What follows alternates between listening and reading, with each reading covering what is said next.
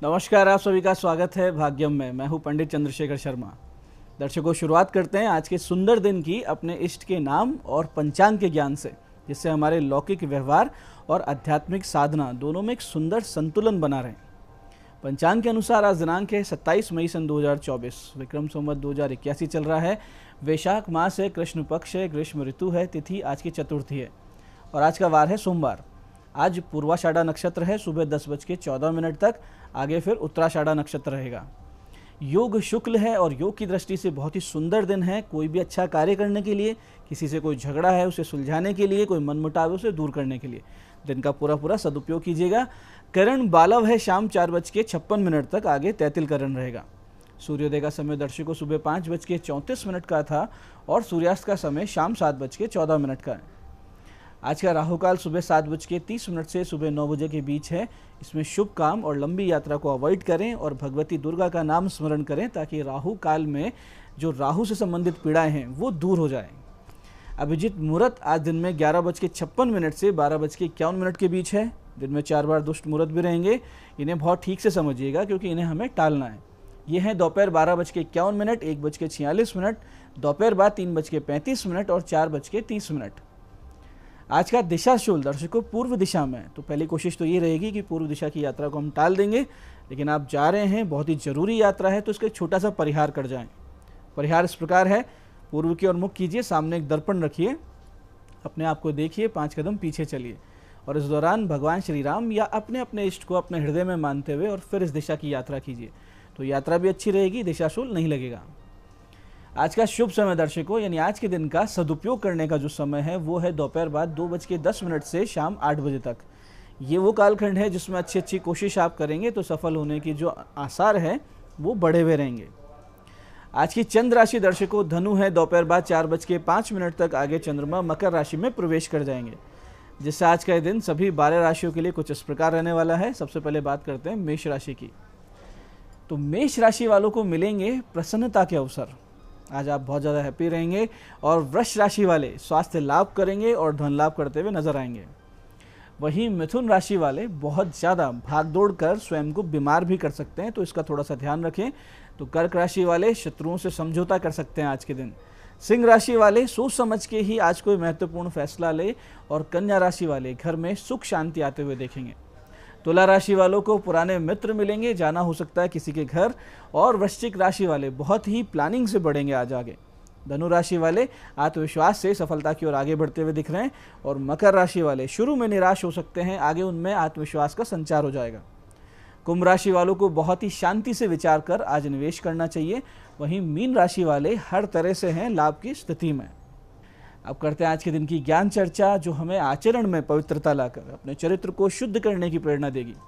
फिर आगे समझेंगे उन विशिष्ट उपायों को जो आपको समस्याओं से बाहर भी ले आते हैं और जीवन में सफल भी बना देते हैं। अंत में करेंगे आज के दिन की ज्योतिष मंत्रणा और समाधान। दर्शकों, एक बहुत ही सुंदर सूक्ति जो शास्त्र के महत्व पर प्रकाश डालती है। शास्त्रों का क्या महत्व है इसे हम समझते हैं। तो शास्त्र खुद कहते हैं कि अधित्येदम यथा शास्त्रम नरो जानाति सत्तमय धर्मोपदेश विख्यातम कार्याकारम शुभाशुभम। इसका सुंदर अर्थ ये है कि मनुष्य के लिए ये आवश्यक है कि कुछ भी करने से पहले उसे इस बात का ज्ञान हो, ये विवेक हो जाए, नॉलेज हो जाए कि वो कार्य करने योग्य है भी या नहीं है, और अगर वो काम मैं करूँगा तो उसका परिणाम क्या निकलेगा। क्या ये पुण्य कर्म है, क्या ये पाप कर्म है, और पुण्य कर्म और पाप कर्म का भेद क्या है। और इन सब नॉलेज के लिए, सब ज्ञान के लिए श्रेष्ठ मनुष्य वेद, उपनिषद, स्मृतियाँ, नीति शास्त्र आदि पढ़कर धर्म शास्त्रों का स्वाध्याय करके भले बुरे पाप पुण्य का ज्ञान प्राप्त कर सकता है। दर्शकों, बात चाहे धर्म की हो, नीति की हो, जीवनचर्या की हो या सामाजिक व्यवस्था की, हमारे जो मूल शास्त्र हैं उनमें सभी का बहुत ही उचित और सटीक समाधान दिया गया है। और इन्हीं शास्त्रों की व्यवस्था के कारण हजारों लाखों वर्षों से हमारी जो संस्कृति है अक्षुण्ण चली आ रही है। इसलिए हमेशा धर्म शास्त्रों का अनुकरण कीजिए, अंततः इन्हीं से आपको वास्तविक सत्य का अनुभव होगा। हमारे गुरुजन भी यही बोलकर गए हैं, यही सुनकर गए हैं। उन्होंने भी शास्त्र का अभ्यास किया और अपने जीवन को एकदम साध लिया। साधना जिसे कहते हैं वो साधना का सार भी इन्हीं शास्त्रों में छुपा है। तो अपने शास्त्रों का सम्मान कीजिए, स्वाध्याय कीजिए और आने वाली पीढ़ी को भी इसके लिए प्रेरित कीजिए। ये थी आज की ज्ञान चर्चा। अब बात करते हैं उन विशिष्ट उपायों पर जिनकी सहायता से हमें ईश्वरीय प्रेरणा, शक्ति, सहायता और बहुत ही बड़ी एक उम्मीद मिलती है कि हम हमारे संकटों का नाश कर सकते हैं और सफलता की ओर आगे बढ़ सकते हैं। सबसे पहले बात करते हैं उनकी जिनका जन्मदिन है।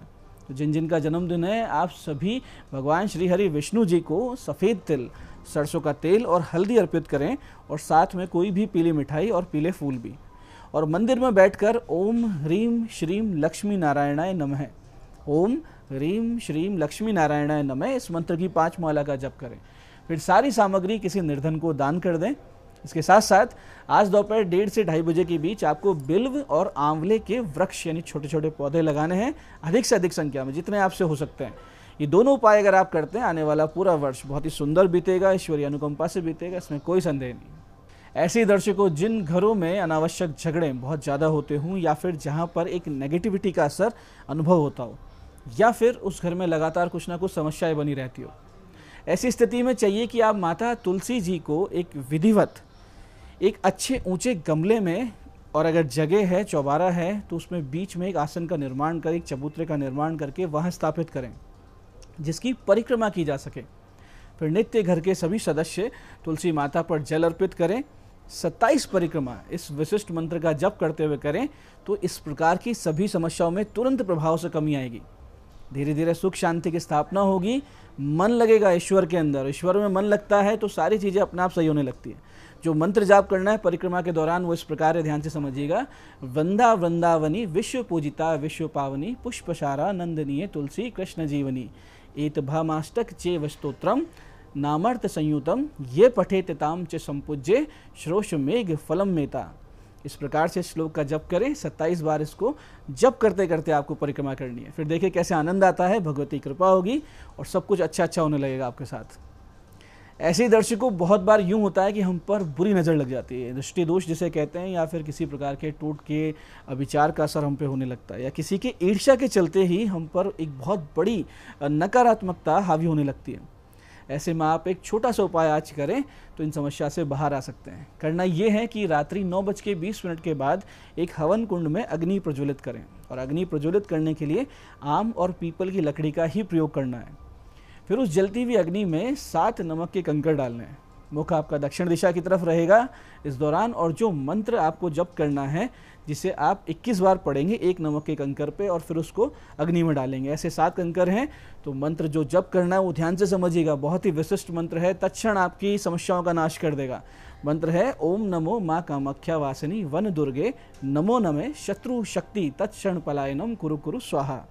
फिर से समझते हैं, ओम नमो माँ कामाख्या वासिनी वन दुर्गे नमो नमे शत्रु शक्ति तत्क्षण पलायनम कुरु कुरु स्वाहा। इस उपाय को आप 7 दिन लगातार करें। 8वें दिन आप भगवान श्री गणेश, भगवान शिव जी, माँ पार्वती, माँ कामाख्या के निमित्त शिव मंदिर में जाकर सफ़ेद मिठाई का प्रसाद और लाल पुष्पों की माला अर्पित कर दें। बहुत जल्दी समस्याओं से बाहर आ जाएंगे। ऐसी दर्शकों, नौकरी में सफलता के लिए या किसी भी प्रतियोगिता में आगे रहने के लिए आज से आप एक बहुत सुंदर पूजा कर सकते हैं। 11 दिन करना है लगातार। इसके लिए सुबह जल्दी उठकर स्नान करके, स्वच्छ वस्त्र धारण करके और 108 मनकों वाली स्फटिक की माला लेकर नौकरी या रोजगार प्राप्ति का संकल्प लें और उस मंत्र का जप करें।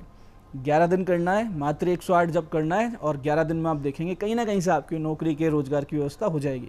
जो मंत्र जाप करना है वो मंत्र इस प्रकार है, ध्यान से समझिएगा। ओम ह्रीम वाग्वादिनी भगवती मम कार्य सिद्धिम कुरु कुरु फट स्वाहा। फिर से समझते हैं, ओम ह्रीम वाग्वादिनी भगवती मम कार्य सिद्धिम कुरु कुरु फट स्वाहा। तो ये उपाय आप कीजिए, आपकी जो रोजगार की समस्या है वो निश्चित रूप से दूर होगी। तो दर्शकों, ये थे आज के विशिष्ट उपाय जो आपकी बड़ी बड़ी मनोकामनाएं पूरी कर रहे हैं और बहुत ही बड़ी समस्याओं से आपको बाहर ला रहे हैं। अब बात करते हैं आपके सवालों की। आपके सवालों में आज हमारे पास जन्म पत्रिका आई है हमारी दर्शक स्वीटी जी की। 21 मई सन 2003 का इनका जन्म है। सुबह 8:52 राजगढ़। विवाह का समय बताइए, इनका प्रश्न है। देखिए स्वीटी जी, मिथुन लग्न, मकर राशि की जन्म पत्रिका आपकी।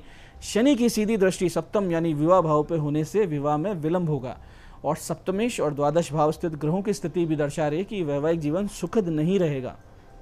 सन 2030-31 में आपके विवाह के योग बनते हैं। आज की दूसरी पत्रिका ये हमारे दर्शक उमेश जी की। 18 जुलाई सन 1976 का इनका जन्म है। दोपहर बाद 2:56 जोधपुर। वाहन किस रंग का लें और कार लेनी है इनको, ये इनका प्रश्न है। देखिए उमेश जी, वृश्चिक लग्न मीन राशि की जन्म पत्रिका आपके लिए जो हितकारी रंग है यानी आपके फेवरेबल जो कलर्स हैं वो है लाल, सफ़ेद और पीला। इनमें भी सबसे अच्छा आपके लिए श्वेत यानी कि सफ़ेद रंग रहेगा। तो आप सफ़ेद रंग की कार्ड लीजिए, गुरुवार के दिन या सोमवार के दिन निकलवाइएगा कार्ड, पूजा करवाइएगा और फिर आप यूज़ कीजिएगा। आज की तीसरी पत्रिका ये हमारे दर्शक विराज जी की 1 जुलाई सन 2009 का इनका जन्म है। दिन में 11:51 बैतुल। सब्जेक्ट क्या लें, इनकी 10th हुई है, इनको सब्जेक्ट लेने हैं। देखिए विराज जी, आपका कन्या लग्न और तुला राशि है और पंचम में राहु, शनि, शुक्र, मंगल की स्थिति और D9 और D10 चार्ट्स आपके दर्शा रहे हैं कि आपको कॉमर्स लेनी चाहिए, क्योंकि आपके आगे बैंकिंग, फाइनेंस, CA और इससे संबंधित फील्ड ही आपका करियर बनेगा। तो यही आप कोर्स कीजिए और यही अभी कॉमर्स की पढ़ाई आप कीजिए। मैं पंडित चंद्रशेखर शर्मा ये आशा करता हूँ कि आप बताए हुए उपायों को एकदम सही विधि से, सटीक समय पर और पूरी श्रद्धा से करेंगे और पूरा लाभ आपको होगा। और जो ज्ञान चर्चा हमने की, सत्संग हमने किया है, इसे आप जीवन में उतारिए, अपने जीवन को शिव में, सत्य में और आनंद में बनाइए। मैं महादेव से प्रार्थना करता हूँ कि जब आप हमारे बताए उपाय करें तो आपके कष्टों का निवारण अवश्य हो और मनोकामना पूर्ति निश्चित रूप से हो। कार्यक्रम में बने रहने के लिए बहुत बहुत साधुवाद। भगवती आप सबका कल्याण करे। जय आदिशक्ति।